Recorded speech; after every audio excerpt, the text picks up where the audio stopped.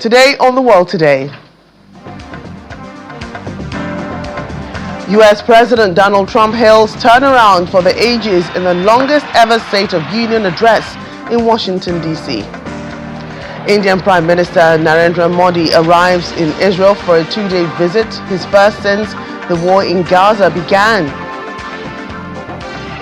Plus, the United Nations warns 4 years on, the war in Ukraine remains a stain on global conscience. Welcome to the program, everyone. I'm Joke Rogers here in Lagos. In the longest State of the Union address in history, President Donald Trump offered a sweeping update on the United States, blending triumphal remarks with pointed critics. He praised fellow Republicans and outlined his priorities for the months ahead. Delivered before members of Congress, the Supreme Court, his cabinet members, and special guests, the speech came at a critical moment. Tensions with Iran are rising, and the U.S. Supreme Court recently struck down his global tariffs program. Economists and political analysts also warned that ongoing concerns over affordability could threaten the Republican Party's hold on Congress in the upcoming midterm elections. President Donald Trump declared the United States bigger, better, richer, and stronger than ever during the annual State of the Union address, hailing what he called a turnaround for ages.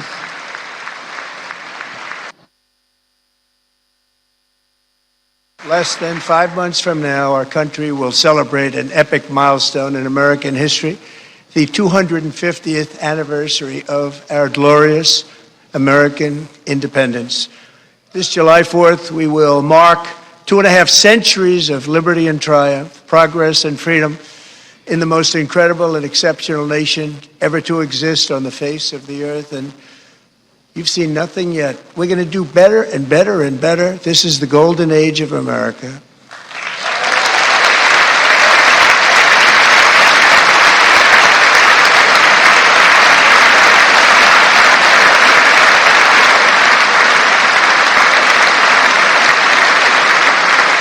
When I last spoke in this chamber 12 months ago, I had just inherited a nation in crisis with a stagnant economy, inflation at record levels, a wide open border, horrendous recruitment for military and police, rampant crime at home, and wars and chaos all over the world. But tonight, after just 1 year, I can say with dignity and pride that we have achieved a transformation like no one has ever seen before, and a turnaround for the ages. It is indeed a turnaround for the ages.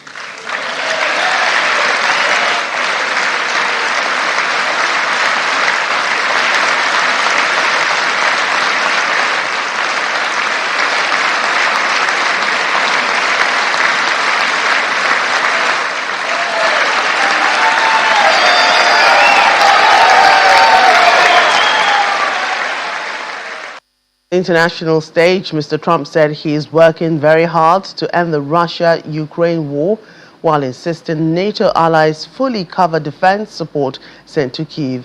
He also issued a stark warning to Iran over nuclear ambitions, citing recent protests and missile developments that could threaten Europe and the U.S. The speech comes amid heightened domestic tensions, with some Democratic lawmakers boycotting the address and joining rallies outside the Capitol, while the nation watches closely for what this means for global diplomacy and U.S. politics. And we're working very hard to end the 9th war, the killing and slaughter between Russia and Ukraine, where 25,000 soldiers are dying each and every month. Think of that, 25,000 soldiers are dying a month. A war which would have never happened if I were president, would have never happened. As president, I will make peace wherever I can, but I will never hesitate to confront threats to America wherever we must. And NATO countries are friends and allies. They are. They're our friends and they're our allies. Have just agreed, at my very strong request, to pay 5% of GDP for military defense rather than the 2%, which they weren't paying. We were paying for almost all of NATO. Now they're paying 5 as opposed to not paying 2.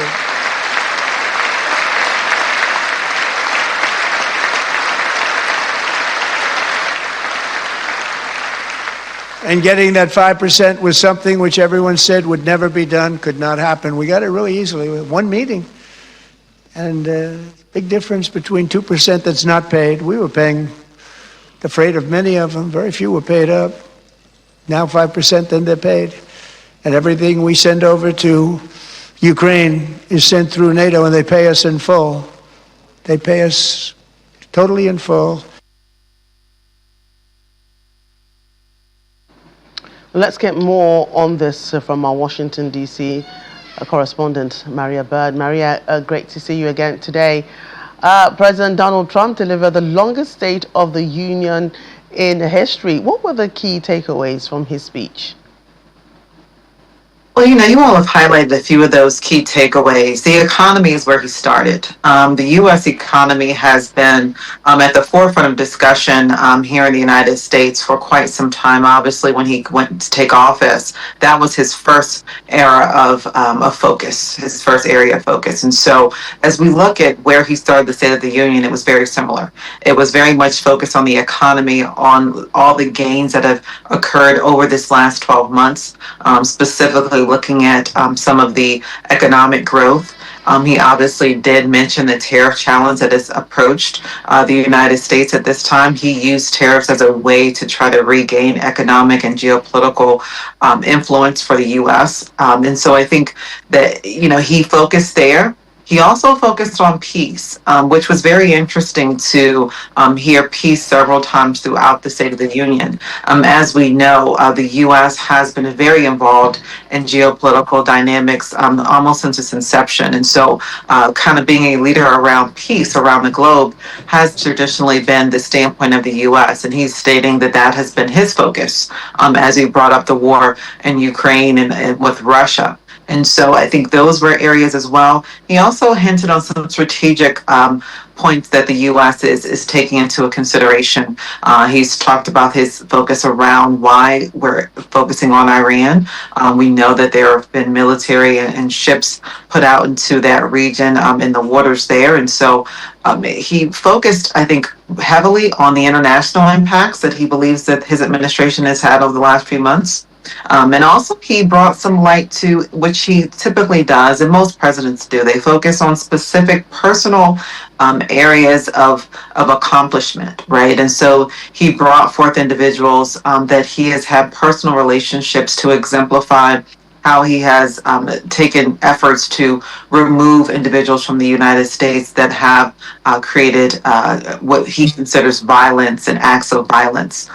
We know that his focus around ICE and around immigration, so which is the story that he brought forth of the woman and the family, and so he brought forth those type of examples. He had the hockey team. He brought the Olympics in for a little lighter side of things, but his real focus was on the accomplishments over the last 12 months out of the White House and his administration. Right, and Maria, Mr. Trump is always, talking about his personal victories, even while in government, saying things like if he were the president, maybe most of the crises across the world would not have taken place. And he spoke about ending the Russia-Ukraine war and warned Iran over its nuclear program. How are these claims being received internationally, especially because Mr. Trump is always saying that it could foster peace where these conflicts are taking place, and that if he had been president, these conflicts would not have started in the first place? I think the global community has now adjusted to the new administration. I think they understand the position of the new administration. And so I think when you talk about the Ukraine-Russia war, I don't think there's any question wherever you sit on Democrat, Republican, or where you support globally, that is obviously of concern in wanting to end the war. I think that is a priority to most global leaders. So I think that piece is understandable. The question, though, is how to go about with assisting strategically to end the war. And so we know the president has spoke with both president of Ukraine and also Russia. And so we know and he's also brought together world leaders to discuss this, specifically on the West. And so I think that is without a question something that has been received. But the question really is about what are the steps being taken and how can the global community collectively work together to try to assist in those efforts. Right, and then Now, when you mentioned sorry, I was going to ask you, what about at home? I mean, that's global perception. Some Democratic lawmakers boycotted the speech, and there were protests recorded outside the Capitol. How is the address being received or perceived at home? And, its signal about the political climate in the U.S. ahead of the upcoming elections? Well, we know that Trump Social, he's very active. His administration is very active on that. So I don't think that Americans were very surprised as to the speech. I think they're very clear on his position. He oftentimes discusses his victories. I mean, that is kind of where he begins most of his speeches or even his written dialogue, whether it's on social outlets or within his press secretary. So I think that was no surprise. The length of it, I think, was not a surprise either. We know the last State of the Union was extremely long, much longer than traditional State of the Union addresses. So for this to be the longest in history, I think is not a surprise, noting that he has now been in office for 12 months, and he came in the office in the first day, 2 days, first week, making very clear, direct executive orders and asking for and requiring change immediately. And so I don't think that it was a surprise there as well. And how it was received, I think there were many lawmakers that were very clear they were not going to attend as a sign of protest. As you mentioned as well, there was protests outside of the actual venue. We know that some congressional members were protesting right inside of the venue and were asked and escorted outside to leave the actual address. And so there are many, as you mentioned, the Democrat-Republican side of the House are stark differences at this time. We're in one of the most divided times in our country's history. But we also know there are some Republicans that are questioning. We know, as you mentioned, the tariffs and some of where the Supreme Court rebuffed the tariffs. And so that meant that there were some Republican Supreme Court justices that actually voted against the tariffs that were put in place. So we are in very extremely divided times. But the State of the Union did bring some insight into what the administration has been working on over these last 12 months. Right, and Maria, Mr. Trump certainly had a lot on his mind that he wanted to unburden to those he was addressing. And his speech is regarded as the longest in history. Why did he have to speak for such a long time? Well, I think everyone has to be noted that he has been very much in the public light for most of his life, most of his career, his adult life. And so he's always been known to be verbose in his communication. So I think we cannot be surprised just for who he is. That is definitely expected. And wanting to ensure that there's nothing left out, right? There's nothing left on the table for question.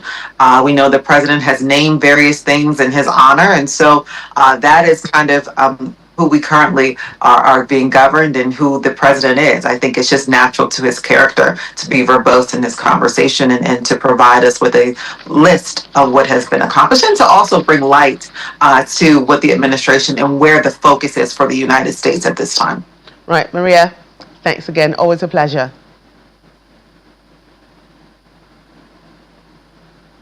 And still come on the program.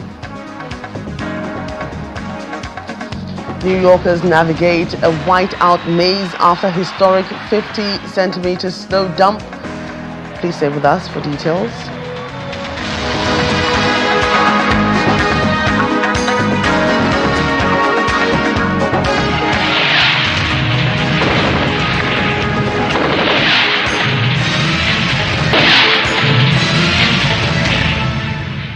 Welcome back. It's been 4 years since Russia launched its full-scale invasion of Ukraine.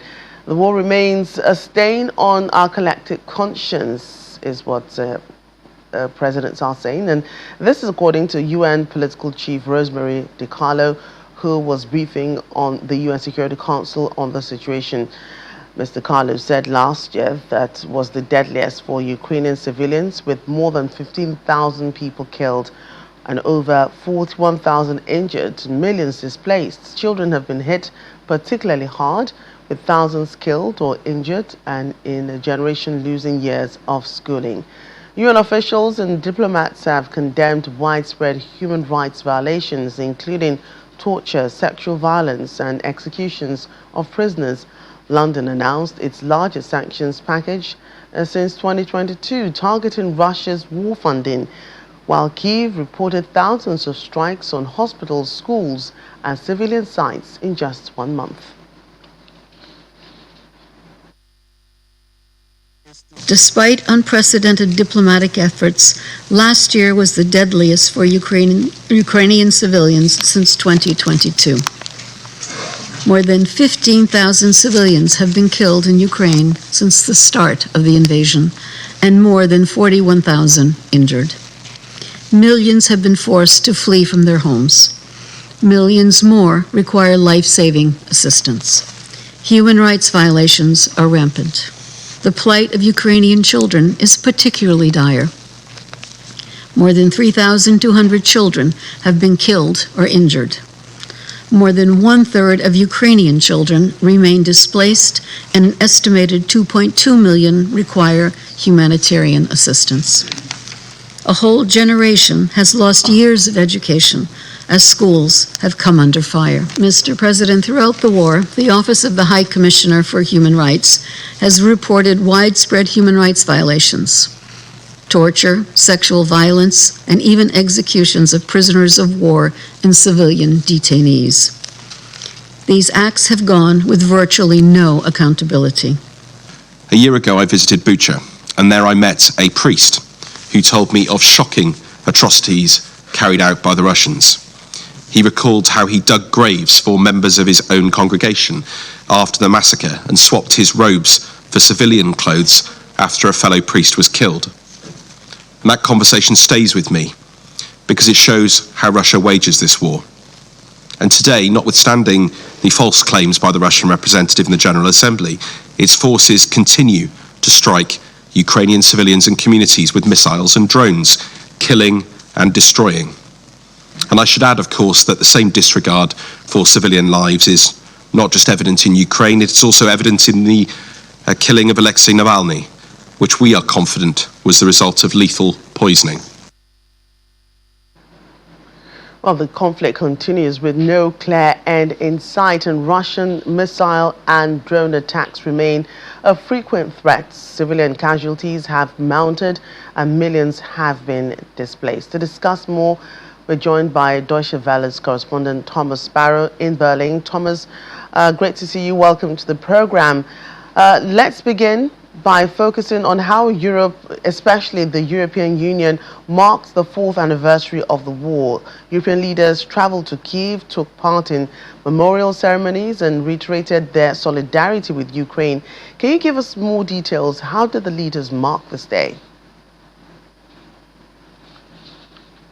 Especially with a lot of symbolism, with some European leaders attending a ceremony in Kiev with Ukrainian President Zelensky and others gathering virtually. But it's beyond the symbolism. European leaders have also stressed their commitment towards Ukraine, a commitment that began after the war started in 2022 and that has continued since. In other words, European leaders stressing that that support will continue. It's support that is political, that is economic, that is also militarily, and that's in the specific case of Germany, also includes helping a large amount of refugees that came from Ukraine to Europe after the war began.